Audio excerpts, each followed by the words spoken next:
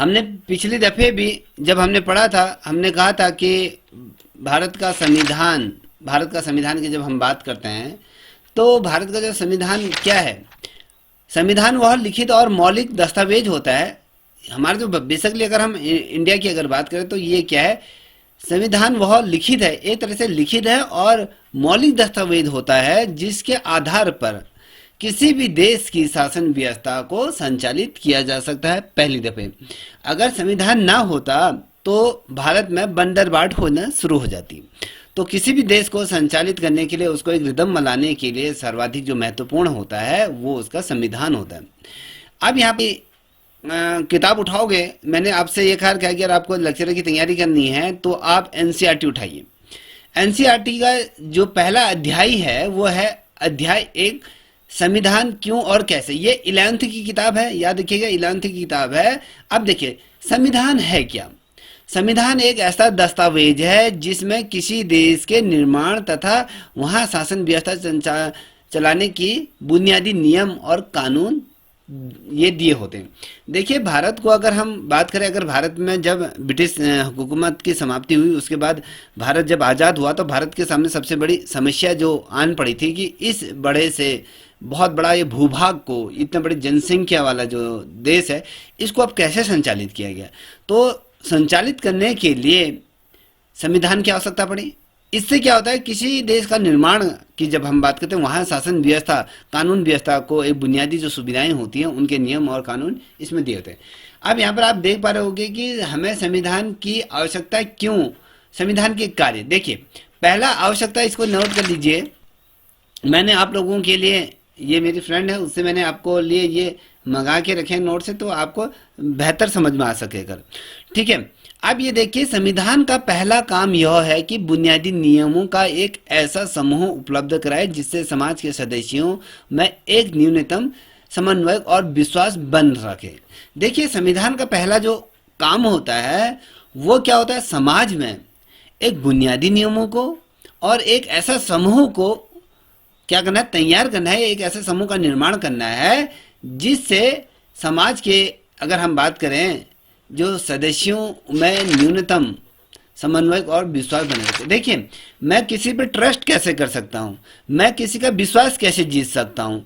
तो विश्वास जीत के, अगर मुझे किसी का विश्वास जीतना है तो उसके लिए मुझे उतना प्रयत्न भी करना पड़ेगा। उसके विश्वास को जीतने के लिए अगर क्या ऐसी चीज़ हो सकती है जो उसके विश्वास को जीते, तो वो सारी चीज़ें मुझे अचीव करनी होंगी, तभी मैं उसका विश्वास जीत पाऊंगा। तो इसीलिए जो भारत का जो संविधान है, इसने जो बुनियादी नियमों का एक ऐसा खाका तैयार करा, एक ऐसा समूह का निर्माण करा जिससे समाज को उसको जोड़ सके और समाज के सदस्यों को आपस में एक अच्छा कोऑर्डिनेशन उनके बीच बन सके। ये इस टाइप से हुआ। अब यहाँ पर आप देख पा रहे होंगे दूसरा नियम कहता है कि संविधान का दूसरा काम यह स्पष्ट करना है कि समाज ने निर्णय लेने की शक्ति किसके पास होगी। देखिए संविधान क्या कहता है, दूसरा काम। देखिए पहला काम मैंने आपको बताया था, दूसरा काम जो संविधान को होता है कि वो ये कहता है कि भैया कि समाज में निर्णय लेने की शक्ति किसके पास होगी। अब मान लीजिए हमारे देश में अगर संविधान ना होता, अगर हम 10 लोग होते हैं तो मैं कहता भैया मैं राजा बनता हूँ, फलाना कहता हूँ मैं राजा बनता हूँ, ढिमकना कहता हूँ मैं बनता हूँ, वो कहता है मेरे पास ज़्यादा शक्ति है, मैं अपनी शक्तियों का दुरुपयोग कर सकता हूँ। क्योंकि मैं जिस प्रकार से चलाऊंगा, आप मान लीजिए कोई एक लोकतंत्र होता है, राजतंत्र होता है। राजतंत्र में राजा ही क्या होता है, उसका प्रमुख होता है, जो राजा अपने हिसाब से उसको क्रियान्वित करता है। और जो लोकतंत्र है वो लोगों द्वारा चुने हुए जो प्रतिनिधि होते हैं वो उनके इशारों पे वो कार्य करते हैं और समाज के हितों के बारे में कर। अब जैसे कोई राजा है, अब मुझे लगा कि मेरे राजकोष में धन की कमी है, या कहूँ मेरे राजकोष में या मेरे जो महल है, महल में खाने की बहुत ज़्यादा शॉर्टेज हो चुकी है। तो इस कंडीशन में मैं क्या करूँगा, मैं कहूँगा सैनिकों से कहूँगा जाइए आप लोग, सभी लोग जाइए, क्या करिए गांव वालों से या पूरे शहर वालों से एकदम क्या कर लीजिए, आप चंदा इकट्ठा करना शुरू कर दीजिए या अनाज इकट्ठा शुरू करना कर दीजिए। तो मैंने राजा को कहा, राजा ने हुक्म दिया और सैनिकों ने क्या किया, पूरी तरीके से जो नहीं भी देना चाह रहा था उसके वहाँ से भी उसको मार पीट कर क्या कर लिया, अन्न हमने जमा कर लिया। तो ये क्या होता है, ये लोकतंत्र नहीं होता, ये राजतंत्र है। राजा का पूर्ण रूप से हुकूमत। जब लोकतंत्र की जब हम बात करते हैं, लोकतंत्र वो तंत्र होता है जो संविधान के बुनियादी नियमों से चलेगा। संविधान है, संविधान के कायदे कानून, उसके आधार पर यह निर्णय किया जाता है कि जो संविधान के अंतर्गत जो सर्वाधिक शक्ति किसको प्रदान की। तो संविधान जब बना तो दायित्वों का अलग अलग बंटवारा किया गया, किसके पास कौन सा दायित्व हो गया, प्रधानमंत्री के पास क्या होना चाहिए, राष्ट्रपति के पास क्या होना चाहिए, राज्यपाल के पास क्या होना, तो इस प्रकार से उसको विभाजित कर दिया। यह कहता है कि दूसरा काम है कि समाज ने निर्णय लेने के लिए शक्ति किसके पास होगी, संविधान यह तय करता है कि सरकार कैसे निर्मित होगी। अब देखिए, संविधान कहता है कि भैया अब तो सरकार को कैसे निर्माण किया जाएगा, सरकार को गठित कैसे किया, तो ये जो है, ये जो जनता जनार्दन के हाथ में क्या कर दिया, जो संविधान ने पूरी शक्ति उसके हाथ में। लो अब आप ही चुनो किसकी सरकार चाहते हो, किसकी बनाना चाहते हो, उसको आप राजा बना लो, ठीक है। तो इसीलिए जो लोकतंत्र की जब बात करते हैं तो लोगों का सदन भी कहा जाता है, जनता का सदन भी कहा जाता है, तो याद है पीढ़ी सदन भी होता है। तो बेसिकली अगर आप देखोगे तो जनता द्वारा निर्वाचित होने वाले जो सदस्य होते हैं वही सरकार में क्या करते हैं, शक्ति का वो शक्ति को ग्रहण करते हैं। अब देखिए तीसरा पॉइंट है, तीसरा पॉइंट को देखिए, ये कह रहा है कि संविधान का तीसरा कार्य क्या है, वह सरकार द्वारा अपने नागरिकों पर लागू किए जाने वाले कानूनों पर कुछ सीमाएं लगाएं। देखिए अगर हम बेसिकली अगर देखें किसी भी जो संविधान या किसी भी देश का कॉन्स्टिट्यूशन की बात करें तो उस देश ने कहीं ना कहीं कानून व्यवस्था को संचालित करने के लिए कुछ नियमों को बनाया है, उस नियमों के बाहर व्यक्ति जा नहीं सकता है, ठीक है। अब मान लीजिए दो पल के लिए अगर हमारे देश में अगर कॉन्स्टिट्यूशन ना होता है या कानून व्यवस्था नहीं होती है, जिस प्रकार से कोलकाता जैसी घटना या निर्भया जैसी घटना हुई थी या कहीं देहरादून में जो घटनाक्रम घटा था, ये घटनाक्रम आम हो जाता, किसी को कानून का भय नहीं होता। अब जब कानून का भय जब होता है तो घटनाक्रम धीरे घटना शुरू हो जाता है, फिर लोग झीपना शुरू होते हैं कि अगर मैं ऐसा कृत्य करूंगा तो उसके एवज में मुझे क्या दिया जाएगा, दंड का प्रावधान भी हमारा संविधान ने किया है। तो कोई भी कार्य करने से पूर्व क्या होता है, लोग उसको मनन करते हैं कि यार अगर मैं ऐसा करूंगा तो इसका परिणाम मुझे ऐसा भुगतना है। तो ये जो नियम कानून है ये आपकी किसने दिए हैं, संविधान द्वारा प्रदत्त किए हैं। अब ये कह रहा है तीसरा कार्य है सरकार द्वारा अपने नागरिकों पर लागू किए जाने वाले कानूनों पर कुछ सीमाएं लगाएं, और ये सीमाएं इस प्रकार इस रूप में मौलिक होती हैं कि सरकार कभी भी इनका उल्लंघन नहीं कर सकती। अब मान लीजिए दो पल के लिए सरकार कहती है कि आपको जो मौलिक कर्तव्य, जो मौलिक अधिकार दिए हैं, जो 6 मौलिक अधिकार, जो एक सातवां संपत्ति का अधिकार दिया उसको हटा दिया है। अब मान लीजिए जो आपके 6 मौलिक अधिकार दिए हैं, अगर वो मौलिक अधिकार, जैसे आप स्वतंत्रता की बात करते हैं, स्वतंत्र रूप से आप किसी भी बात को रख सकते हो। अगर मान लीजिए आप कहीं पर स्वतंत्र होकर अपनी बातें रख रहे हो, अगर कोई आपकी बातों को दबाना चाहता है तो उसको भी दंड का प्रावधान किया गया। तो सरकार भी आपके इन जो आपको जो सीमा, जो आपके मौलिक अधिकार दिए हैं, तो सरकार भी इनका उल्लंघन नहीं कर सकती है। अगर कोई उल्लंघन करता है, अगर मान लीजिए कोई राज्य सरकार आपकी जो बोलने की शक्ति है या स्वतंत्रता की आज़ादी है, मान लीजिए बेसिकली इसमें महिलाएं जुड़ी हैं, आपको कपड़े पहनने का अधिकार, आप कैसे भी कपड़े पहनो तो उसमें हम कहीं पर ही कोई टीका टिप्पणी कर ही नहीं सकते। अगर आपने जीन्स पहनी है, सूट पहनी है, प्लाजो पहनी है या कहीं घाघरा पहना है, कुछ भी पहनो, तो इसमें कोई भी उसमें ऑब्जेक्शन नहीं उठा सकता है। हाँ, बेसिकली आपके माँ बाप कह सकते हैं दो पल के लिए, तो आपके माँ बाप को भी अधिकार नहीं है कि आपकी स्वतंत्रता पे कहीं ना कहीं रोक लगा सके। अगर वो रोक लगा दें तो ये सोच लीजिए कि संविधान द्वारा जो दिए गए जो मौलिक अधिकार हैं तो उनका उल्लंघन हो रहा है, उनका हनन हो रहा है। तो ऐसे कंडीशन में क्या हो, सर्वोच्च न्यायालय आपके अधिकारों की सुरक्षा करती है, तो कोई भी उसका क्या कर सकते। कुछ ऐसी सीमाएं, ये नहीं कि सारी चीजें दी गई हैं, तो जो आपको 6 मौलिक अधिकार दिए गए हैं तो उनका उल्लंघन कोई नहीं कर सकता। अब देखिए चौथा पॉइंट है, बहुत ही विस्तार से चल रहा हूं। चौथा पॉइंट कहता है कि संविधान का एक कार्य यह भी है कि वह राष्ट्र को बुनियादी पहचान प्रदान कर सके। देखिए, आज हम कहते हैं हम भारतीय हैं, हम भारतीय होने का जो गर्व हमें है, तो वो कहीं ना कहीं हमें वो संविधान ने जो वो बुनियादी जो चीजें दी ना, उसके बलबूते हमें आज ये पता चलता है कि हम भारतीय हैं, हम गर्व से कह सकते हैं। तो कहीं ना कहीं ये पहचान अंतर्राष्ट्रीय स्तर पर, वैश्विक स्तर पर, जब मैंने बात करी थी कि ये पहचान हमें होती है। हम अगर मान लीजिए वर्तमान समय में मुझे कोई ये बता सकता है क्या, जब भारत कभी नेशनल गेम खेलने जाते हैं तो वहाँ पर किसी के, वहाँ पर तो इंडिया उसके चेहरे पर तो नहीं लिखा, उसके गले में तो कोई पट्टा डाला नहीं रहता है कि वो इंडिया है बेसिकली, है तो कैसे पहचाना जाता है? तो उसका एक लोगो होता है, हमारा जो तिरंगा है, हमारा जो तिरंगा है उसका लोगो, उससे प्रतिनिधित्व होता है कि भैया फलाना फलाना देश का प्रतिनिधित्व करता है। आपने देखा होगा जब आपका ये ओलंपिक गेम होते हैं, जब हमारे कोई मेडल आता है तो हमारा वहाँ पर किसी भारत का नाम लिखा नहीं आता, वो भारत ये नहीं लिखा था, तो वो उसका देश का प्रतीक चिन्ह उड़ता है, जिससे कि ये पता चलता है कि वो फलाने फलाने कंट्री का है। और कुछ ऐसे देश हैं जो वैश्विक स्तर पे अपना प्रभाव नहीं पहुंचा पाते हैं, वो दूसरों के देश के नाम से उनको जाना जाता है। तो भारत क्या है, अपनी क्षमता से राष्ट्र की एक बुनियादी पहचान प्रदान करता है। और और अगर यहाँ पर देखिए, सरकार को ऐसी क्षमता प्रदान करें जिससे कि वह जन आशंकाओं को पूरा कर सके। देखिए, आपने सरकार को चुना है, मान लीजिए हमारी प्राथमिकता क्या थी कि हमने प्रधानमंत्री मोदी को इसलिए चुना कि हमने कहा था कि उन्होंने कहा था कि 2 करोड़ नौकरियां पर ईयर आएंगी, मगर हमें क्या करा, हमें कहीं ना कहीं चला गया, हमारी जो जनता की जो आशंकाएं थी उन आशंकाओं को पूरा नहीं कर सके। तो अगर जब जो समय बेसिकली संविधान क्या कहता है, जो संविधान का जो नेतृत्व करता है, वो कहता है कि जब बेसिकली जो हमारे देश को जो उनकी जन भावनाएं हैं, जो उनसे रिलेटेड जो योजनाएं हैं, उनको पूरा कर सके, कौन करे? ये सरकार करे।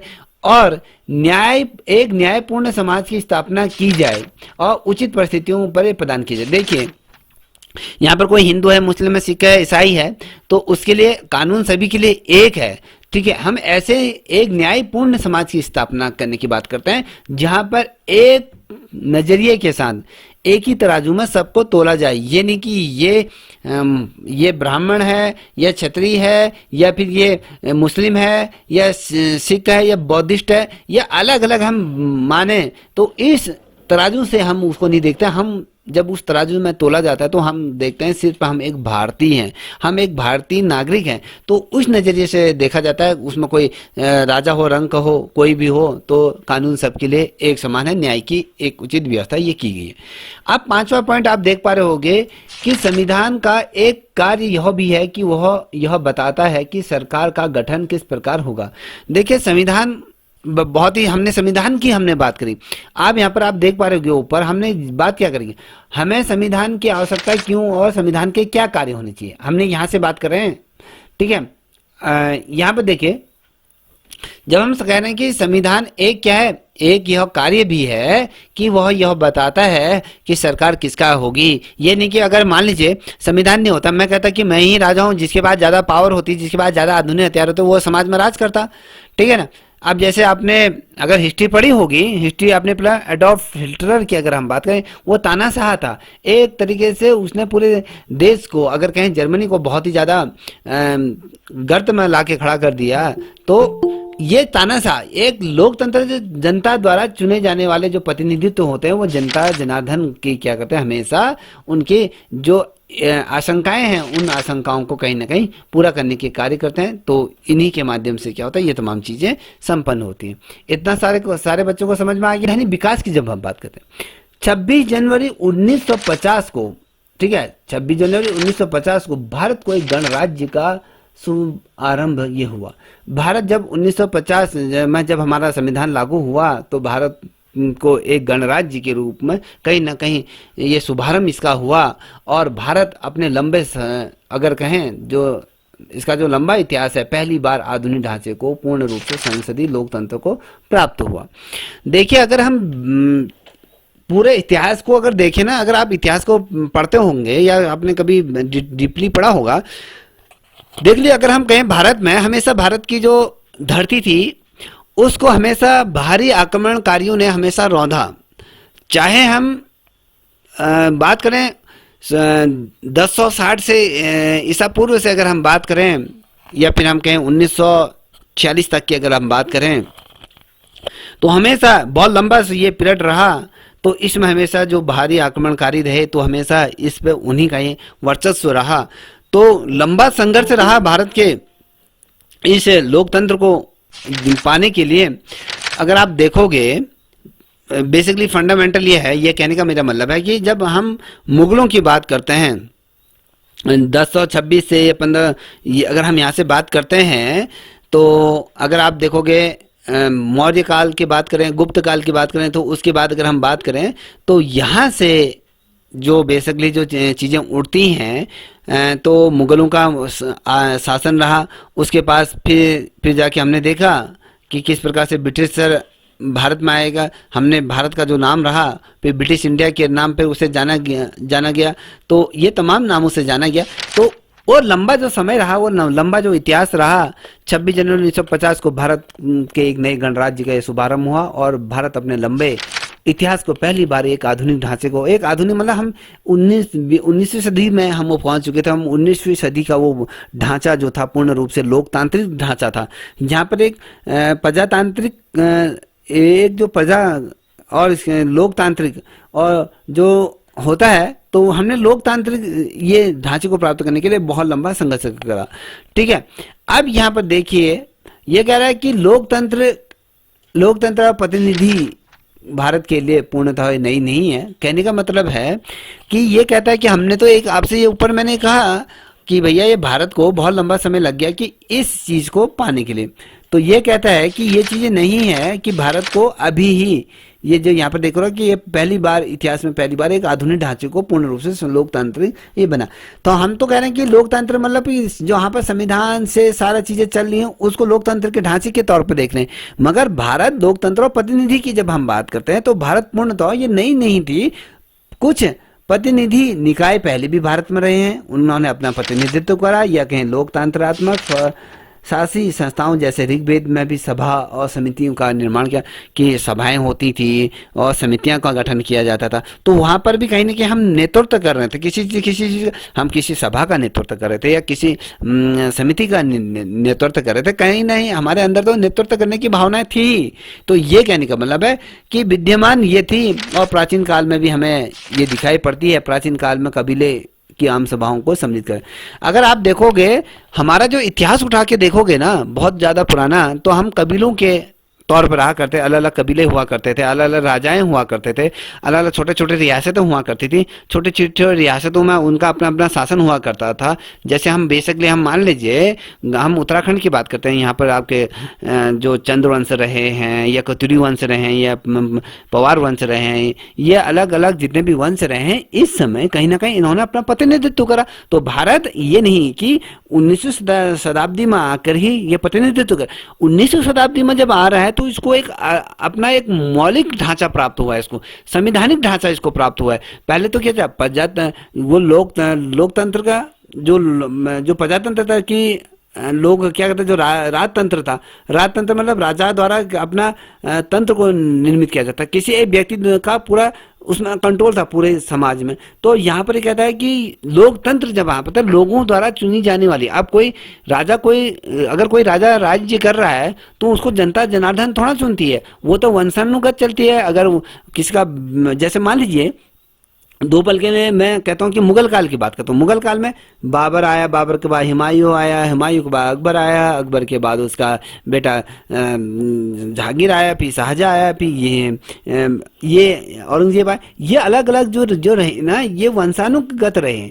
तो यहाँ पर तो ऐसा नहीं था कि जब बाबर आया था, बाबर के उसने जनता ने तो नहीं कहा ना कि भैया अब बाबर की अगर मृत्यु होगी आप दूसरे का चुनाव करो। तो ये तो वंशानुगत था। भारत ने एक ऐसा ढांचा प्राप्त करा पहली दफे कि 26 जनवरी 1950 को, जो पूर्ण रूप से क्या था, लोकतांत्रिक रूप में था।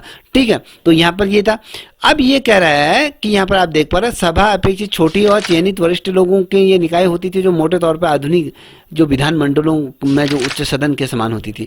यहाँ पर क्या होता था, जो कबीले होते थे, कबीलों में क्या होते थे, कुछ ऐसे सदस्य होते थे जो बड़ी पदवी को धारण करते थे, बड़ा सम्मान उनको होता। तो उसमें कुछ छोटे लोग थे पहले, जो कुछ बड़ों के लोगों की बड़ी बातें मानते, जो लगता था यार ये अनुभव ही है। जैसे आप मान लीजिए आदि मानव काल में भी हमने ये चीज देखा। अगर आपने इतिहास को देखोगे, आदि ऐतिहासिक मध्य ऐतिहासिक काल देखोगे, तो वहां पर भी जब कबीलों के आधार पर जब लोग रहते थे या फिर वो शिकार करने जाते थे, तो एक कबीले का सरदार होता था, उसके नेतृत्व में वो पूरी तरीके से जाते थे, कहाँ से जानवर को घेरना है, किस टाइप से करना था, उसके नेतृत्व में ये होता था। तो उसमें बीच के कुछ और सदस्य होते, तो ये कहने का मतलब चयनित तो छोटे हो या फिर चयनित जो वरिष्ठ लोगों का ये निकाय होता था। तो मोटे तौर पर कहें, जैसे कि आज के तौर पर जैसे राज्य का विधानसभा, विधान परिषद होते हैं, लोकसभा या राज्यसभाएं को, ये सदन के समान होते थे।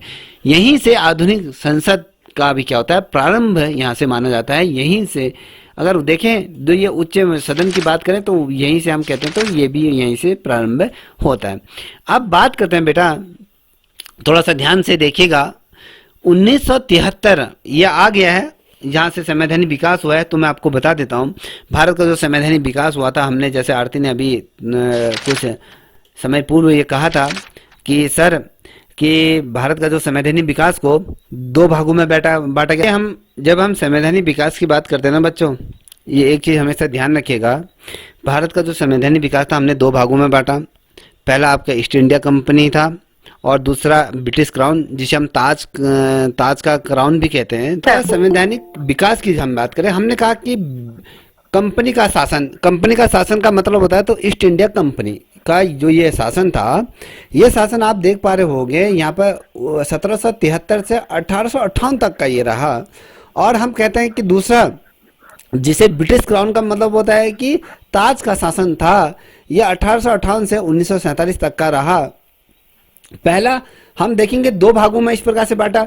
आप भी इस प्रकार से एक चार्ट बना लीजिएगा, एक तरफ ब्रिटिश शासन, दूसरी तरफ से ताज का। यहाँ पर से फिर आ जाएगा, पहला आ जाता है कि 1973 का रेगुलेटिंग एक्ट, जिसे अभी मैं आपको यहाँ पर अभी पढ़ाने जा रहा हूँ। ये देखिए 1773 का रेगुलेटिंग एक्ट, तो यहाँ से हम स्टार्ट करेंगे। और देखिए यहाँ पर फिर आता है 1781 का सुधार एक्ट था, जिसे हम संशोधन के बारे में बात करते हैं। फिर आता है 1784 का जो फिक्स्ड इंडिया एक्ट था, ये आता है। फिर 1793 का चार्टर एक्ट आता है। फिर ये देखिए, पहले जो कंपनी का याद रखिएगा, चार्टर एक्ट कब से आए, ये चार्टर एक्ट जो आए थे आपके, याद रखिएगा, ये 1793 से 1853 तक का ये क्या था, चार्टर थे। ये कंपनी के शासन, ये रेगुलेटिंग एक्ट के आधार पर ये एक्ट थे, याद रखिएगा। तो यहाँ पर 1793 का जो था चार्टर एक्ट था, 1813 का ये भी चार्टर एक्ट था, और 1833 का भी ये चार्टर, यहाँ पर चार्टर एक्ट दिया है। तो यहाँ पर 1853 का अंतरिम ये चार्टर एक्ट था। तो यहाँ तक कि आपको ये पता होना चाहिए। फिर हम आते हैं दूसरी तरफ, आते हैं संवैधानिक विकास की तरफ, दूसरी तरफ आते हैं। तो यहाँ पर आता है कि ताज का शासन 1858 से 1947 तक की बात करें। यहाँ पर जो है ये भारत अधिनियम आ जाता है, क्योंकि अब भारत अधिनियम के अंतर्गत हम ये कार्रवाई हम कह रहे हैं कि हम संविधान के करीब बनने जा रहा है। तो यहाँ से संविधान तो इधर से यहाँ से बनना शुरू हो जाता है कि 1858 का ये भारत शासन अधिनियम था। फिर 1861 का भारत अधिनियम था। फिर 1892 का भारत परिषद अधिनियम था, देखिए परिषद था। और 1909 का भी भारत परिषद अधिनियम था। और 1919 का भारत शासन अधिनियम था। यहाँ पर परिषद था, यहाँ ऊपर भारत शासन अधिनियम था। अब यहाँ पर देखिए 1919 का जो ये था भारत शासन अधिनियम था, और 1935 का भारत शासन अधिनियम, और 1947 का ये भारत शासन अधिनियम। तो ये यहाँ से आते हैं। तो ये चीज़ें आपको ये पता होनी चाहिए, ठीक है। ये बुक लिख रहा हूँ, जब बुक कंप्लीट हो जाएगी तभी आपको ये चीज़ें आपको दिखा पाऊंगा। चलिए यहाँ पर आप देख पा रहे होंगे, ये देखिए हम बात करेंगे। हाँ जी, जो पहले आपने चार्टर एक्ट बताया ना, पहले चार्टर, फिर उसके बाद अधिनियम है। चलिए मैं आपको फिर दोबारा बताता हूँ। देखिए वो विस्तार से था जो मैंने आपको पूर्व में बताया था। मैंने ये पूर्व में कहा था कि ईस्ट इंडिया कंपनी के अंतर्गत क्या था, रेगुलेटिंग एक्ट 1773 था। पिक्ट इंडिया एक्ट था 1784 था। फिर चार्टर एक्ट 1793 था। फिर चार्टर एक्ट 1813 था। फिर चार्टर एक्ट 1833 था। फिर चार्टर एक्ट था 1853, ये तो था आपका ईस्ट इंडिया कंपनी के अंतर्गत। अब बात करेंगे ब्रिटिश क्राउन के अंतर्गत अगर बात करें तो भारत शासन अधिनियम 1858, भारत परिषद अधिनियम 1861, भारत परिषद अधिनियम 1892, भारत परिषद अधिनियम 1909 और भारत शासन अधिनियम 1919, भारत शासन अधिनियम 1935, भारतीय स्वतंत्रता अधिनियम 1947। ये पूर्व में मैंने आपको बताया था, यही था। अब आते हैं, देखिए अब बात कर रहे हैं एक्ट के बारे में बात करें तो याद रखिएगा यहाँ से बहुत महत्वपूर्ण है। ईस्ट इंडिया कंपनी की जब हम बात करते हैं तो ईस्ट इंडिया कंपनी अपने जो कर्मचारियों की गलती की प्रवृत्ति के कारण कंपनी को बहुत ज़्यादा क्षति हुई। अब देखिए तुम्हें जहाँ तक जो नोट्स बनेंगे, जो आपके बेसिकली जो नोट्स आपको देखने को मिलते हैं, तो इस प्रकार से नोट्स आपको देखने को मिलते हैं। देखिए जो मैं जो बुक को पब्लिश करने जा रहा हूँ उस बुक में मैंने किस तरीके से उसको लिखा है देखिएगा। देखिए हम बात करते हैं यहाँ से लेकर नहीं, देखिए यहाँ हम परिचय की बात करते हैं। भारत में कंपनी शासन की बात करते हैं। हमने तो आपको सीधे 1773 का एक्ट आपके सामने रख दिया। पहले परिचय तो आपको पता होना चाहिए। देखिए कुछ अंश में आपको यहाँ पर दिखा रहा हूँ आज। तो पहले हम देखेंगे परिचय। कंपनी शासन की शुरुआत ब्रिटिश इंडिया कंपनी वर्ष 1600 ईस्वी में एक व्यापारिक कंपनी के रूप में यहाँ पर स्थापित हुई, ये आपको सभी को पता है। और आता है वर्ष 1765 में एक शासकीय निकाय में ये बदल गई। देखिए ये हैं आपके विस्तारित नोट्स। अब कभी क्वेश्चन पूछा जाता है, आपको तो ये पता है कि भारत में जो कंपनी का जो शासन था, जो कंपनी आई थी वो व्यापार के रूप में आई थी। अब जब व्यापार के रूप में आई तो थी व्यापार के रूप में, जब अब ये जो शासकीय निकाय के रूप में कहीं ना कहीं अपने इसने जड़ जमा दिए थे, अपने आप को इस्टेब्लिश कर दिया था। तो ये कब किस वर्ष हुई, ये शासकीय निकाय के रूप में कब बदल गई, किस वर्ष बदल गई, तो आपको पता होना चाहिए 1765 में एक शासकीय निकाय के रूप में ये बदल गई। फिर आता है कि आंतरिक मामलों में हस्तक्षेप। अब जब आपको यह भी पता होगा बक्सर की लड़ाई हुई थी, अगर ये जिसमें ब्रिटिशरों का भी यहाँ पर समय मुगलों का भी समय था, उस समय जब पूर्ण रूप से जब ब्रिटिशरों ने मुगलों पर हावी होकर पूरा समाज को हत्या लिया था, पूरे देश को हत्या लिया था। फिर जो भारत में जो छुट भैया लोग जैसे ना, जो राजा महाराजा होते थे, तो यहाँ पर एक बक्सर की लड़ाई हुई थी वर्ष 1774 में। वो लड़ाई हुई थी, उसमें ईस्ट इंडिया कंपनी को जो कहाँ का ये चीजें फायदा हुआ इस युद्ध को लड़ने के बाद। ये ईस्ट इंडिया कंपनी को बंगाल, याद रखिएगा बहुत महत्वपूर्ण है, बंगाल, बिहार और उड़ीसा की दीवानी जो राजस्व एकत्रित करने का अधिकार यहाँ पर मिल गया। बक्सर की लड़ाई के बाद ये ईस्ट इंडिया कंपनी, क्योंकि ये जो ईस्ट इंडिया कंपनी जीती क्यों, भारत में अपना अधिपत्य क्यों स्थापित किया है, क्योंकि इनके पास आधुनिक हथियार थे। अगर हम तलवारों के साथ, ढाल के साथ लड़ रहे हैं, बाणों के साथ लड़ रहे हैं, तो भैया कोई मेरे पे एक बाण चला रहा है, मैं उसको 10 जनों को मैं गोली मार दूंगा, कौन जीतेगा? जिसके पास आधुनिक हथियार होंगे वही जीतेगा ना। आज के परिदृश्य में भी देखिए, जिस देश के पास आधुनिक हथियार होंगे, आज के अगर देखें पूरे ग्लोबल तौर पर देखें, हर देश अपने क्या है जो आधुनिक हथियारों के तौर पर होड़ में लगी है। हर कोई परमाणु हथियार चाहता है। अगर मैं कहूँ भारत के अगर पांच परमाणु हथियार हैं, तो अगर मैं कहूँगा हमारा जो पड़ोसी मुल्क है पाकिस्तान के पास तो 74 के आसपास हैं। अगर भारत 4 फेंकेगा तो आपने 50 फेंक देगा तो भारत को वैसी तबाह हो जाएगा। हम पाकिस्तान को हल्के में नहीं ले सकते हैं। पाकिस्तान चाहे जो चुटकी भर में इंडिया का नक्शा से नाम भी मिटा देगा, अगर पूरे वो दे। हम जब ये चीज़ें आज की डेट में परिदृश्य में, जिसके पास आधुनिक हथियार होंगे वही आज की डेट में क्या होगा, विजेता घोषित होगा। तो इसी प्रकार से इन्होंने क्या करा, ईस्ट इंडिया कंपनी ने बंगाल हो गया, बिहार हो गया, उड़ीसा के जो दीवान राजस्व एकत्र करने का अधिकार यहाँ पर इनको मिल गया, और धीरे धीरे भारतीय मामलों में भी इसने हस्तक्षेप धीरे धीरे करना शुरू कर दिया। ठीक है, अब यहाँ पर देखिए, हाँ जी में भी आया था सर क्वेश्चन है यहाँ से। सर देखिए, जब ये बच्चा जिसने आपने पढ़ा होगा, जो इतना विस्तार से जाएगा वही कर पाएगा। अन्यथा अल्टीमा लोगों के घोड़े क्यों खुले थे, इसीलिए खुले थे कि विस्तार से नहीं पढ़ा। क्यों आया तो विस्तार से ही था, वो बहुत डीपली पूछ लिया था। अब बच्चा जैसे कंपनी एक्ट पढ़ेगा, 1717 पढ़ेगा, अब ये 1717 से ऊपर का हमने परिचय दे रहे हैं, तो इतना बच्चा ध्यान में नहीं देता है। आप बताओ, देता है? नहीं तो सर। हम इसीलिए इतना डीप जा रहे हैं कि आपको आने वाली जो समस्याएं हैं उन समस्याओं का समाधान पहले ही आपके सामने आ जाए। तो ये परिचय में आपकी कुछ अपनी किताब की कुछ झलकियां आपको दिखा रहा हूं।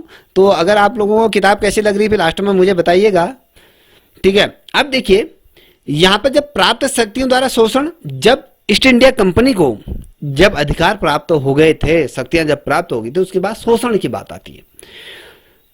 साल था आपका 1765 से 1772 की जो अवधि थी, इस दौरान ये जो था सरकार की जो व्यवस्था पर द्वैत शासन यहाँ पर देखा गया। आप अगर आप देखोगे आप कहोगे यार द्वैत शासन क्या है? ये द्वैत शासन अगर आप पढ़ोगे ना, अभी तो आपको पता नहीं कि भारत में जो द्वैत शासन किस प्रकार से, द्वैत शासन कहाँ लगा था, किस क्या था, केंद्र और द्वैत प्रशासन क्या था, तो हम इस पे बाद में चर्चा करेंगे तो ये भी आपको पता चल जाएगा। तो कंपनी के पास अधिकार तो था लेकिन कोई जिम्मेदारी नहीं थी, जबकि इसे भारतीय प्रतिनिधि के पास सभी जिम्मेदारियां थी लेकिन कोई अधिकार नहीं था। इसके परिणाम स्वरूप निम्नलिखित रूप में देखा जाता है। द्वैत शासन हम बाद में चर्चा करेंगे। तो देखिए, कंपनी के पास अधिकार तो आ गए थे मगर जिम्मेदारी नहीं थी, और भारतीय प्रतिनिधित्व के पास वो सभी जिम्मेदारियां थी लेकिन उनका कोई अधिकार नहीं था। किनका अधिकार नहीं था? भारतीयों का अधिकार नहीं। जिम्मेदारियां थी मगर अधिकार तो अंग्रेजों के पास था, इनके पास अधिकार नहीं था। इसके परिणाम स्वरूप क्या हुआ? कंपनी के कर्मचारियों के बीच में बड़े पैमाने में भ्रष्टाचार हुआ और अत्यधिक राजस्व संग्रह और किसानों का उत्पीड़न यहाँ पर हुआ, और यहाँ पर कंपनी की दिवाला निकल गया, और जबकि इसके अधिकारी फल फूल रहे थे। अब यहाँ पर आप देखो, मैं अब आपको यहाँ पर समझ में आ जाएगा। मैं आपको ये देखिए, यहाँ पर मैंने क्या कहा कि ईस्ट इंडिया कंपनी के कर्मचारियों की गलती प्रवृत्तियों के कारण कंपनी को क्षति हुई। किस कारण से क्षति हुई हमने अभी वो आगे पढ़ा। जब ये क्षति हुई उस पर एक रिपोर्ट तलब हुई। 1772 में एक कमेटी, गुप्त कमेटी गठित की गई। उसने अपना सिफारिशें या कहें प्रत्यावेदन 1773 को रेगुलेटिंग एक्ट, यहाँ पर इसके तौर पर एक एक्ट पारित किया गया। देखिए, कभी अब आपको ये भी पता होना चाहिए, रेगुलेटिंग एक्ट ऐसे ही थोड़ा आ गया कोई। 73 का जो रेगुलेटिंग एक्ट था ना, ये एक्ट हवा हवा में नहीं आ गया बेटा। इसके आने का भी पीछे का रीजन था। क्या था? कंपनी में क्या था? हमने कहा कि कंपनी डायरेक्टरों को ब्रिटिश संसद ने कंपनी के राजस्व, दीवानी और सैन्य प्रशासन संबंधी मामलों में अवगत कराया। देखिए, जब कंपनी के कर्मचारियों ने ही कंपनी को लूटना शुरू कर दिया, ठीक है। अब देखिए, आपको मैंने मान लीजिए मैं आप लोगों को क्या करता हूं, दो पल के लिए सोचिएगा। मैंने कहा कि आप जितने भी लोग हो, मैंने कहा ये आप लोग ये देखो, एक कमरे में मैंने 2 करोड़ रुपए रखे हैं। आप लोग इनकी देखभाल करना और हो सके तो इसको अच्छी जगह इन्वेस्ट करना, 2 से 4 करोड़ बना देना। आपने क्या करा? आपने अपने निजी फायदे, अपने अय्यासी के लिए, अपने घर को बढ़िया बनाने के लिए उन पैसों का यूज करना शुरू करा, और जो 2 करोड़ रुपए जो रखे थे उनका सत्यानाश मार के 50,000, 50 लाख के आसपास बच गए, और पैसों की आपने लंका लगा दी। तो इसका मतलब है कि भ्रष्टाचार हुआ। हमने विश्वास करा कि कंपनी को इस्टेब्लिश करा भारत में, तो कंपनी के जितने भी अधिकारी थे उनको जिम्मेदारी दी कि कंपनी को और ज़्यादा आगे वो बढ़ाएंगे, मगर वो चीज़ें नहीं हो पाई और जिम्मेदारियां वो सही तरीके से नहीं निभा पाए। तो कंपनी के बीच में क्या हुआ? बहुत बड़े पैमाने में भ्रष्टाचार हुआ और यहाँ पर अत्यधिक राजस्व ग्रहण कर दिया। अब मान लीजिए कंपनी ने अगर किसी से, किसानों से अगर लगान भी लेना है, मान लीजिए मैंने किसी से कहा कि भैया आप मुझे 2 किलो गेहूं प्रति माह दोगे, और उसकी पैदावार है आपकी 5 किलो, उसमें से 2 किलो मुझे दे रहा है और 3 किलो अपना वो कर। अब मैं उससे ये कह रहा हूं कि भैया नहीं, 4 किलो तू मुझे देगा, 1 किलो तू रखेगा। तो ये क्या हुआ? इससे राजस्व में भी पैसे का भी उगाही बहुत हुई और किसानों का उत्पीड़न भी बहुत हुआ, और उनसे अनाज भी जो लगान था वो सब ज्यादा वसूला। इसकी वजह से क्या? कंपनी का दिवाला निकल गया।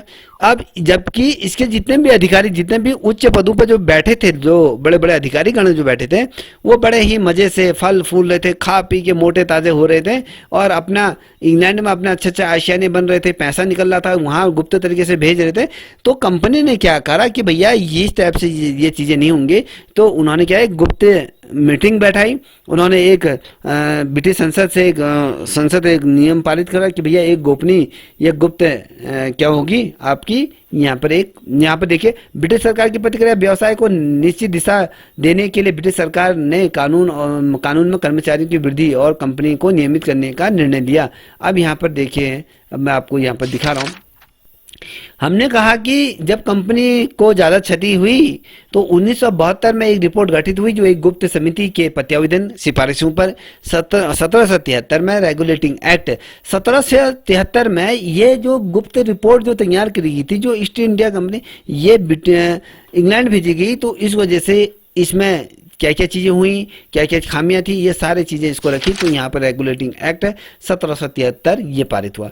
यहाँ पर मैंने आपको बताया कि क्या क्या चीज़ है। यहाँ पर जो राजस्व, दीवानी, सैन्य प्रशासन संबंधी मामलों को यहाँ पर अवगत कराया गया। और इस अधिनियम द्वारा 1774 में जो बंगाल में सुप्रीम कोर्ट की स्थापना की गई।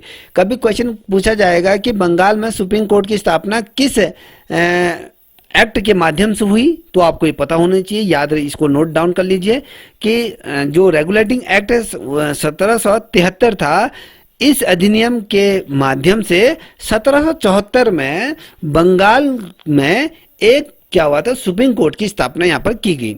और इस न्यायालय में प्राथमिक और अपील के अधिकारों की अनुमति थी। देखिए, न्यायालय में प्राथमिक और अपीलों के अधिकार की अनुमति इसमें दी गई थी। इस न्यायालय में एक मुख्य न्यायाधीश और 3 अन्य न्यायाधीश इसमें थे। क्वेश्चन पूछा जाता है, जो बंगाल में एक जो सुप्रीम कोर्ट की स्थापना की गई थी, उसमें कुल मुख्य न्यायाधीशों की संख्या कितनी थी, उसमें कितने न्यायाधीश थे, कितने अन्य न्यायाधीश थे, ये करके पूछा जा सकता है। तो आपको ये याद होना चाहिए, एक मुख्य न्यायाधीश था, 3 अन्य क्या थे, न्यायाधीश, अन्य न्यायाधीश थे। और इस न्यायालय की अगर बात करें तो प्रथम न्यायाधीश सर इम्पे करके थे, इलिजा इम्पे, यहाँ पर देख पा रहे होंगे। ये पूछा जाएगा कि बंगाल में जो सुप्रीम कोर्ट की स्थापना हुई थी उसकी प्रथम मुख्य न्यायाधीश कौन थे, तो आपको बताना है, एलिजा इम्पे करके ये नाम दिया है, यहाँ पर आप देख पा रहे होंगे। तो ये इसकी ये थी, ठीक है। अब यहाँ पर देख पा रहे होंगे, ये कह रहा है कि बंगाल में एक प्रशासक मंडल स्थापित किया गया, यहाँ पर गठन किया गया इसका, और जिसमें गवर्नर जनरल और 4 पार्षद यहाँ पर नियुक्त किए गए। देखिए, बंगाल में जब एक प्रशासक मंडल गठित किया गया तो इसमें एक गवर्नर जनरल था और साथ ही 4 पार्षद यहाँ पर नियुक्त किए गए। ये पार्षद सैन्य और नागरिक प्रशासन से संबंधित थे। क्वेश्चन क्या बनता है कि जो बंगाल में जो प्रशासक मंडल स्थापित किया गया था उसमें पार्षदों की जो नियुक्ति की गई थी, उनका दायित्व क्या था? उनका ये दायित्व था कि जो पार्षद थे वो सैन्य और साथ ही जो नागरिक प्रशासन था, इन चीज़ों से संबंधित थे। और ये कह रहा है कि निर्णायक बहुमत के आधार पर लिए जाते थे, याद रखिएगा। अब ये कह रहा है कि कानून बनाने का अधिकार गवर्नर जनरल समेत उस जो परिषद के जो 2 सदस्य ये थे, 4 जो सदस्य थे, इनको दिया गया था। परंतु इन कानूनों को लागू करने से पूर्व भारत सचिव से अनुमति यहाँ पर प्राप्त करना अनिवार्य था। देखिए, उस समय भारत का भी उस समय थोड़ा सा अपना दबदबा था ही। तो उस समय जब ये बंगाल इनके अधीन था, बंगाल में इन्होंने जब ये गवर्नर जनरल बैठाया और 4 पार्षद नियुक्त थे, इस क्षेत्र में ये कानून बना रहे थे। तो कानून बनाने के लिए भारत जो पूर्व में जो भारत सचिव थे, उनसे भी यहाँ पर अनुमति लेना अनिवार्य था। और बंगाल के गवर्नर को अब समस्त अंग्रेजी क्षेत्रों में गवर्नर कहा गया था। देखिए, बंगाल के गवर्नर को अब समस्त अंग्रेजी क्षेत्रों में क्या कहा था? गवर्नर कहा गया था। तो याद रखिएगा, जो ये इतना आपका ये समझ में आ जाना चाहिए। अगर हम इसको थोड़ा सा और विस्तृत तौर पर देखें तो आप यहाँ पर देख पा रहे होंगे। तो ये तो था ये। अब यहाँ पर हम देख पाएंगे, ये थोड़ा विस्तृत है, देखिए इस प्रकार से नोट से बना रखे मैंने। तो ये कहता है कि रेगुलेटिंग एक्ट 1773 क्या था? बंगाल के कुप्रशासन से उपजी परिस्थितियों से ब्रिटिश संसद को ईस्ट इंडिया कंपनी के कार्यों की जांच हेतु बाध्य कर दिया गया। ब्रिटिश संसद ने पाया कि भारत में कंपनी की गतिविधियों को नियंत्रण करने की जरूरत है, कि भारत में जो कंपनी हमने स्थापित करी उसमें बहुत ज़्यादा लफड़े घोटाले हो रहे हैं, अब इसको नियंत्रण अपने हाथों में लेना होगा, ये जरूरत ये महसूस हुई है। इसी जरूरत की पूर्ति के लिए 1773 में रेगुलेटिंग एक्ट यहाँ पर पारित किया गया। और ये जब रेगुलेटिंग एक्ट पारित किया गया, यह भारत के संबंध में प्रत्यक्ष हस्तक्षेप और ब्रिटिश सरकार द्वारा उठाया गया ये पहला कदम था। देखिए ये क्या कह रहा है, यह भारत के संबंध में प्रत्यक्ष और हस्तक्षेप हेतु ये क्या कर रहा था, ब्रिटिश सरकार द्वारा उठाया गया जो पहला कदम था वो रेगुलेटिंग एक्ट 1773 था। इस एक्ट का उद्देश्य व्यापारी कंपनी के हाथों से राजनीतिक शक्ति को छीन कर अपने हाथों में एकदम बढ़ा देना था। ये देखो, जो ये कंपनी थी, कंपनी का जो बेसिकली इस एक्ट का जो उद्देश्य था, जो व्यापारी कंपनी के हाथों से जो व्यापार करने जा रही थी, इसको राजनीतिक शक्तियां भी यहाँ पर दी गई थी, तो राजनीतिक शक्ति इनके हाथों से राजनीतिक शक्ति छीनने की ओर एक बहुत बड़ा कदम था। अब जैसे कंपनी को बहुत ढेर सारे ऐसे शक्तियां प्रदान थी, वो अपना शासन व्यवस्था करता था, वही उसकी हुकूमत करती थी, वो तमाम चीज़ें। तो जब ये रेगुलेटिंग, जब ये इतना घोटाले हुए, तो यहाँ पर जब ब्रिटिश सरकार को ये लगा कि भैया कि ये तमाम भारत में ऐसे ऐसे, ये ब्रिटिश संसद में ये पारित हुआ था, याद रखिएगा भारत में नहीं है, ब्रिटिश संसद में पारित हुआ था। तो ये उनको लगा कि यार ये चीज़ें गलत है, तो ये हाथ में अपने हमें शक्ति को बढ़ाना होगा, एक और इसको अपने छीन कर और शक्ति को भी बढ़ाना, ये एक इनका उद्देश्य था। तो आप यहाँ पर देख पा रहे होगे, तो यहाँ पर आप देख पा बंगाल के कुप्रशासन से उपजी परिस्थितियों से ब्रिटिश संसद को ईस्ट इंडिया कंपनी के कार्यों की जांच पर बाध्य कर दिया गया, और इस जांच में कंपनी के उच्च अधिकारियों द्वारा अपने अधिकारों का दुरुपयोग के अनेक मामले सामने आए। उस समय कंपनी वित्तीय संकट से गुजर रही थी। वित्तीय संकट मतलब मैंने आपसे कहा ना कि इन्होंने जितना भी पैसा, अच्छा खासा जो पैसा कंपनी कमा रही थी, इन्होंने अपने सागे संबंधियों को, अपने रिश्तेदारों को, या अलग अलग जगह जो भी थे, अपनी जैसे वाइफ है, वाइफ के घर वालों को, ये इस प्रकार से उन्होंने पैसे की बहुत इधर हेरा फेरी कर दी। तो इसकी वजह से कंपनी को वित्तीय नुकसान हुआ और ब्रिटिश सरकार के समक्ष 1 मिलियन पाउंड के ऋण हेतु आवेदन यहाँ पर भेज चुकी थी। अब देखिए यहाँ पर बेसिकली अगर आप देखोगे, भारत में कंपनी को स्थापित क्यों किया गया था कि भैया पैसा आएगा, अच्छा खासा पैसा हम यहाँ से वो कमाएंगे और अपने देश की अर्थव्यवस्था को दुरुस्त करेंगे। तो उसके विपरीत क्या हुआ कि ब्रिटिश सरकार को ईस्ट इंडिया कंपनी द्वारा 1 मिलियन पाउंड के ऋण के लिए आवेदन भेज दिया गया, भैया हमें इतना पैसे की जरूरत है, यहाँ पर ये नहीं हो रहा है। और ब्रिटिश संसद ने पाया कि भारत में कंपनी की गतिविधियों को नियंत्रण करने की जरूरत है। इसी जरूरत को पूरा करने के लिए 1773 ईस्वी में रेगुलेटिंग एक्ट यहाँ पर पारित कर दिया गया है। तो यहाँ पर आप देख पा रहे हो, समझ में आ रहा है आपके?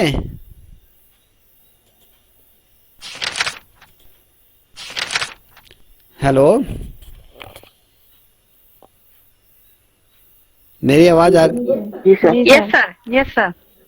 यह समझ में आ रहा है? खाली हवा ही चल रहा है? आ रहा है सर। आ रहा है ना? हाँ जी। सर इसमें से तो वैसे एक नंबर के क्वेश्चन आने, आप इसे पिन पॉइंट बता देते ना सर, ये तो मतलब ऐसा हो रहा है, मिक्स हो जा रहा है। नहीं आप देखिए, मैं काफी लंबा हो रहा मैं है। आपको बहुत विस्तार के सामने रख रहा हूँ, आप बताओ कि कैसे पढ़ना है। देखिए 1784 का ये ईस्ट इंडिया एक्ट था। तो अब ये क्या है, यहाँ पे वारंस ब्रिटिश संसद के नियंत्रण करने के लिए ईस्ट इंडिया बिल प्रस्तुत किया गया, जिसका प्रावधान निम्न था। यहाँ पर 6 कमिश्नरों का एक नियंत्रण बोर्ड ऑफ कंट्रोल की स्थापना की गई। इसके सदस्यों की नियुक्ति ब्रिटिश जो सम्राट द्वारा यहाँ पर होती थी। अब ये बताइए, मैंने आपको ये 1773 का रेगुलेटिंग एक्ट पढ़ाया, उसके बाद सीधे मैंने ये आपके सामने रखे, कुछ समझ में आया? बताओ आप इसको पढ़िए। देखिए हमने कहा कि 6 कमिश्नरों का एक नियंत्रण बोर्ड को बैठा है, जिसे बोर्ड ऑफ कंट्रोल का, इसकी स्थापना की गई। इसके बाद सदस्यों की नियुक्ति ब्रिटिश सम्राट द्वारा की गई। जो ये सदस्य थे, इसमें एक सदस्य ब्रिटेन का था, जिसे ब्रिटेन का वित्त मंत्री, चांसलर ऑफ चेंजर करके था, दूसरा विदेश विदेश सचिव था, और चार अन्य सदस्य जो थे पीस काउंसिलिंग के सदस्य चुने जाते। तो ये जो मैंने अभी आपको बताया, ये आपके शॉर्ट फॉर्म में नोट मैंने आपके रख दिए। तो ये समझ में आया, हाँ या ना? बेटा आप लोग बताओ, आया सर। आया? Yes sir. अरे मूर्ख हो आप, यस सर खाली फालतू में मत बोलिए, मैं सर से बोल रहा था, तुम मूर्खों की समझ में तो आया नहीं, फिर यस सर करोगे। अब बेटा एक चीज बता दिए, अब एक चीज देखो, मैं इसलिए तुमसे मूर्खों के कह रहा हूँ, नहीं पढ़ना तो भाग जाओ। ये देखिए, हमने जो आपके सामने मैं ये रख रहा हूँ बहुत ज़्यादा विस्तार, ये बुक जो मैं पब्लिश करने जा रहा हूँ, ये मैं पागल थोड़ा था कि ये बुक में इतना चीज़ें मैटर लिखने के लिए, ठीक है? आप वन लाइनर क्वेश्चन पेपर उठा लीजिए, वहीं से पढ़ लीजिए। अब ये रेगुलेटिंग एक्ट यहाँ से आ रहा है, मैंने ऊपर रेगुलेटिंग एक्ट तुम्हें इतना पढ़ाया, अब रेगुलेटिंग एक्ट से महत्वपूर्ण तथ्य मैं यहाँ पर रखने जा रहा हूँ। अब ये है आपके महत्वपूर्ण तथ्य। अब देखिए उसके बाद आता है, ये आता है कि 1784 का फिक्स इंडिया एक्ट है, तो इसमें भी आपको मैं बता दूं, इसमें भी संशोधन, यहाँ पर देखिए संशोधन भी होता है, संशोधन चीजें हुई। अब आप जब तक ये पूरा नहीं पढ़ोगे ना बेटा, जब तक आपको ये पूरा नहीं होगा भारत का ये जो ब्रिटिश किसको मृत्यु दंड की सजा सुनाई दी गई थी, कौन ऐसा था? देखिए पूर्व दीवान और एक ब्राह्मण, पूर्व दीवान और एक जाति के ब्राह्मण नंद कुमार को जालसाजी के आरोप में मृत्यु दंड की सजा सुना दी। अब क्वेश्चन पूछा जाएगा कि कौन से एक्ट के द्वारा नंद कुमार को जालसाजी के आरोप में मृत्यु दंड सुनाया गया था? अब बताओ आप क्या करोगे, कौन सा एक्ट था भैया, क्यों इसको मृत्यु दंड सुना दिया गया? जब तक ये हमें पूरी तरीके से समझ में नहीं आएगा ना, जब तक हम कहानी, जब हम पूरे देखिए, आप बेसिकली मेरा कहने का मतलब है, जब आप रामायण पूरी तरीके से, जब आपने रामायण देखी होगी ना, फिर रामायण के कहीं पर से भी कोई पात्र के बारे में पूछो, कब हनुमान ने लंका में आग लगाई, कब उसने जो समुद्र को लांगा, और कब ये आपने जिसमें रामायण देखी होगी पूरी तरीके से देखी होगी, भैया वन में गया होगा, मारीच आया, कब सीता का हरण हुआ, कैसे गरुड़ के पैर कटे, हाथ पैर कटे, ये तमाम, ये कैसे कौन सी दिशा में वो सीता गई थी, कैसे उसने अपने एक एक चीजें जमीन पे फेंकती हुई किस दिशा की तरफ गई, ये कैसे पता चला? ये ऐसे पता चलेगा जब हम विस्तार से पढ़ते, तो उससे रिलेटेड जब कभी भी कोई भी क्वेश्चन बनते हैं तो हम आसानी से कर लेते हैं। समझ में आ रहा है?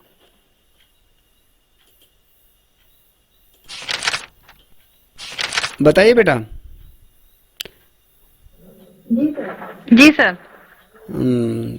ठीक है, हम विस्तार से ही चलेंगे, ठीक है? चाहे कोर्स से लंबा खींच जाए, मैं विस्तार से चलूंगा। अब देखिए यहां पर देखिए, मैंने कहा ये तमाम चीजें आपको मैंने बता दी थी, तो रेगुलेटिंग एक्ट प्राप्त ये हुआ। अब ये देखिए यहां से ये एक चीज समझ लीजिए, रेगुलेटिंग एक्ट कैसा है, फिर आगे आपको और चीजें आसानी से समझ में आ जाएंगी। जो ये एक्ट था, यह भारत के संदर्भ में प्रत्यक्ष हस्तक्षेप और ब्रिटिश सरकार द्वारा उठाया गया पहला कदम था। इस एक्ट का उद्देश्य व्यापारी कंपनी के हाथों से राजनीतिक शक्ति को छीनना और एक कदम इसका आगे बढ़ा देना, ये हमने कहा। इस एक्ट द्वारा नए प्रशासनिक ढांचे की स्थापना भी करनी थी और विशेष कदम उठाए गए, और कंपनी की कलकत्ता फैक्ट्री के अध्यक्ष, जिसे बंगाल का गवर्नर कहा जाता था। अब देखिए क्वेश्चन क्या बना है कि बंगाल के फैक्ट्री के अध्यक्ष के रूप में किसे जाना जाता है? पहला क्वेश्चन बना है, नोट भी डाउन करते हुए चलिएगा कि कंपनी कलकत्ता फैक्ट्री के अध्यक्ष है, किसे कहा जाता है? तो आपको पता होना चाहिए, जो ये कंपनी के जो फैक्ट्री थे इसके अध्यक्ष के रूप में बंगाल का जो गवर्नर था उसे कहा जाता था। तो कंपनी भारत में स्थित है सभी क्षेत्रों का गवर्नर जनरल इसको बना दिया गया, और मुंबई हो गया, मद्रास हो गया, और दो अन्य जो गवर्नरों के इसके अधीन आ गए, 2 गवर्नर इसके नीचे आ गए, और उसकी सहायता के लिए 4 सदस्यों का एक परिषद भी गठन कर लिया। अध्यक्ष जो बंगाल का जो गवर्नर था, पूरे भारत का गवर्नर था, इसके नीचे चाहे आप मुंबई का कहो या मद्रास का कहो, और अन्य जो 2 गवर्नरों को इसके अधीन रख दिया, और साथ ही ये उसकी सहायता के लिए 4 परिषदों की जो सदस्य थे उसको भी गठित किया, एक परिषद का गठन कर दिया, और बंगाल का जो गवर्नर था वही सबसे बड़ा फिर भारत का गवर्नर जनरल तक वो बना, तो याद रखिएगा ये। अब यहाँ पर देख पा रहे होगे इस एक्ट में न्याय प्रशासन के लिए कोलकाता में सुप्रीम कोर्ट की स्थापना करी। जो देखिए, अब ये देखिए ना, अब ये अंग्रेज लोग पागल नहीं थे पहले कि भैया ये सोच लीजिए कि न्याय व्यवस्था को अगर दिया तो कहीं ना कहीं हमें उनका एहसान मानना चाहिए। अब ये जब बंगाल में कोलकाता में जो ये पहली दफे जो सुप्रीम कोर्ट का जो गठन किया गया था ना, ये इसलिए किया गया था क्योंकि कंपनी के अंदर जितना भी भ्रष्टाचार होता है उनकी सुनवाई के लिए इंग्लैंड ना जाना पड़े, तो यहाँ पर ही सुप्रीम कोर्ट का गठन कर दिया गया। जो भी मामले होंगे कंपनी से रिलेटेड, उन सभी मामलों को यहीं उनका त्वरित कार्रवाई या उनका निदान यहीं कर दिया जाएगा। तो ये तमाम चीजें थी। देखिए ये कहता है, कहाँ गया, हाँ, सुप्रीम कोर्ट की स्थापना ये शामिल किया गया। बहुत ये इस एक्ट के द्वारा क्या कह रहा है, कलकत्ता एक सुप्रीम कोर्ट की स्थापना का प्रस्ताव भी इसमें सम्मिलित किया गया।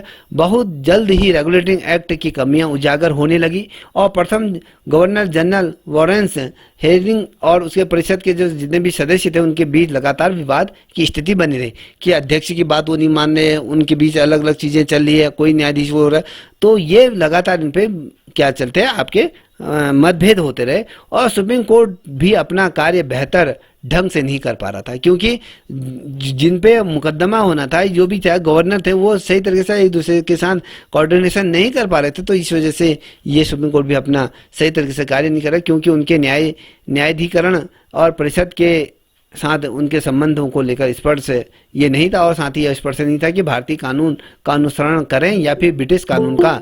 देखिए जब जिसमें भारत का में इस सुप्रीम कोर्ट को स्थापित किया गया था तो वहाँ पर सबसे बड़ी दुविधा ब्रिटिश जो सुप्रीम कोर्ट था वहाँ पर इसके लिए भी था कि भारत के कानून के आधार पर चले या फिर हम जो ब्रिटिश हुकूमत के आधार पर चले। तो ये इस तरीके से यहाँ पर ये सामने आई थी। ठीक है, अब ये क्या कहता है, ये कह रहा है कि भारतीय कानून का अनुसरण करें या फिर ब्रिटिश कानून का।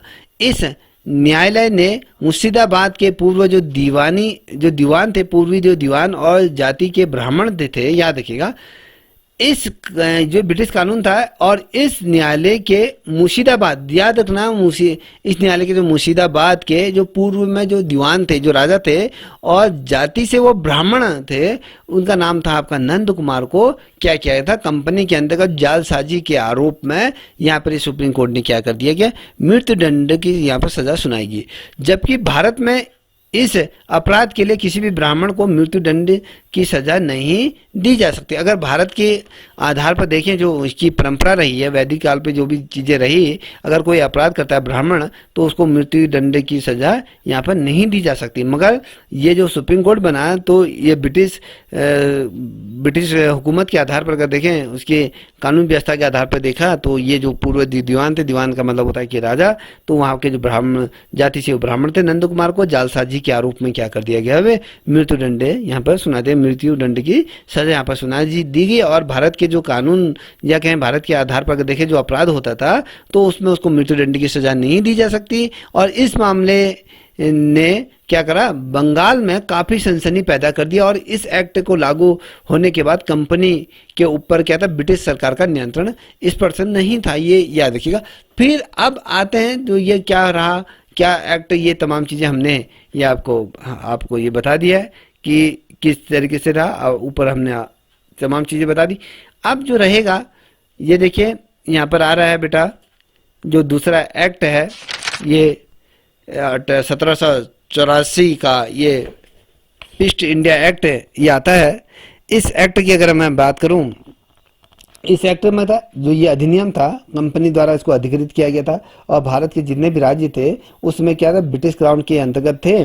और ये उसमें अपने आप को क्या कहते थे कि भैया हम इसके स्वामित्व का दावा ये पेश करते थे। पहले अगर देखें तो यही जो एक्ट था ना 1784 का, यहीं से पहले स्वामित्व वाला जो बेसिकली अगर हम बात करें तो पहला संवैधानिक दस्तावेज भी यहीं से हमें देखने को मिलता है।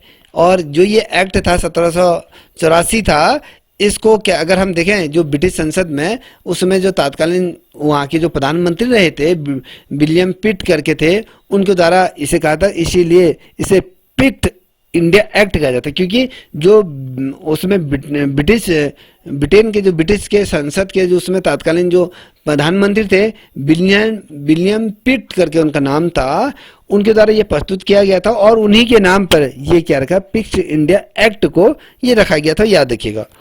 ठीक है, इतना समझ में आ गया? बताइए बेटा। अब देखिए यहां पर आप देख पा रहे हो, यहां पर 1784 का फिक्स्ड इंडिया एक्ट है। अब ये देखिए, अब इतना आपको पहले विस्तार से पढ़ना पड़ेगा। ये जो इतना है, इतना जो विस्तार से मैंने जो लिखा है, इसके बाद तो ये तो नॉर्मल ही है। अब हम अगर मैं आपके सामने रख दूंगा कि यहाँ पर देखिए, भारत में गवर्नर जनरल के परिषद की संख्या 4 से घटाकर 3 कर दी गई। इनमें 3 में से एक का प्रमुख स्थान, एक स्थान प्रमुख सेनापति को दे दिया गया। तो यहाँ से जब आप ये इतना विस्तार से पढ़ोगे ना, वो क्वेश्चन आपके ऑटोमेटिकली बन जाते हैं। ठीक है ना, समझ में आ रहा है सभी के?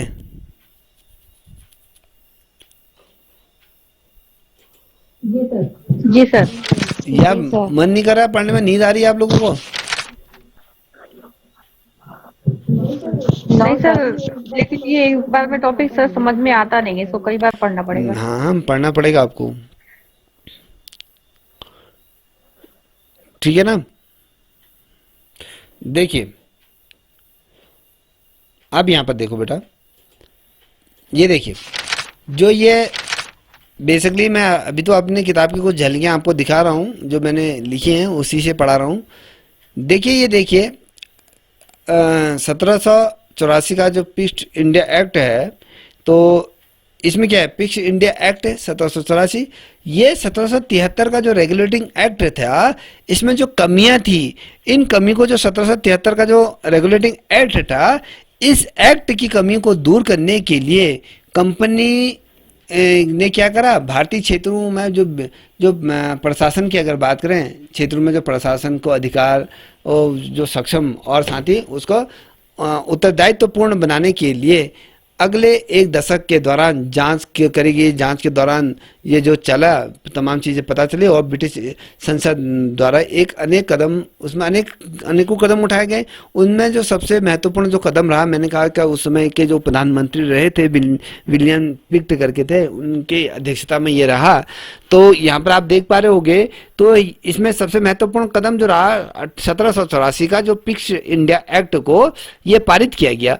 और इस एक्ट, जो यह एक्ट था, इस दृष्टि से बहुत महत्वपूर्ण था। इससे कंपनी की जितनी भी गतिविधियां थी और प्रशासन के जो संबंध थे, ब्रिटिश सरकार को सर्वोच्च नियंत्रण शक्ति प्रदान यहाँ पर इसने कर दी गई। देखिए, संपूर्ण रूप से अगर देखें तो ब्रिटिश सरकार के हाथ में कंपनी की जितनी भी गतिविधियां थी या कि प्रशासन था, उसका संपूर्ण रूप से नियंत्रण ये हाथ में आ गया था।